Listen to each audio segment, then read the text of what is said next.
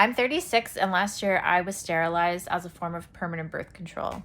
It wasn't just one thing that happened that made me want to make this decision to never have kids. It was honestly a bunch of little things that compounded throughout my entire life that kind of told me that motherhood wasn't for me.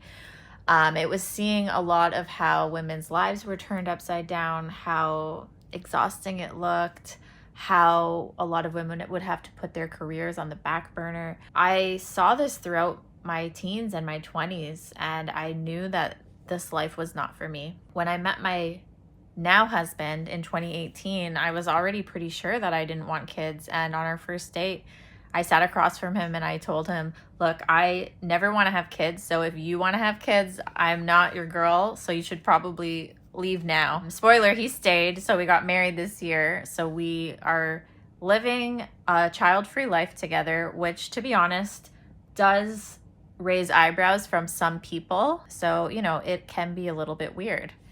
I first brought up the sterilization surgery to my doctor in 2021. I did face a bit of pushback, to be honest.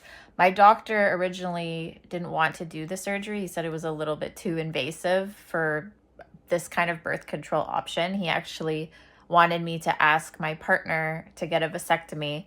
I didn't want to ask him or tell him what to do with his body, so I kind of shut that down pretty quickly. Once my doctor realized that I wasn't going to give up and that this is something that I really wanted to do, he did relent and he put me on the list. But I was surprised that I really had to convince him that I was making this decision for me and I wasn't going to regret it. Because regret is a big part of why doctors are worried about doing this surgery. After waiting years and going to appointments and consultations, I finally got it done last year in 2024. So I waited almost 4 years to get it done. There are way more important surgeries to happen, but I was so relieved last year when I got it done. I never have to worry about a pregnancy ever again. And I always think, this is just another way to look at generational reproductive rights. When we think about our grandmother's generation and our mother's generation, they were fighting for abortions, for access to birth control pills.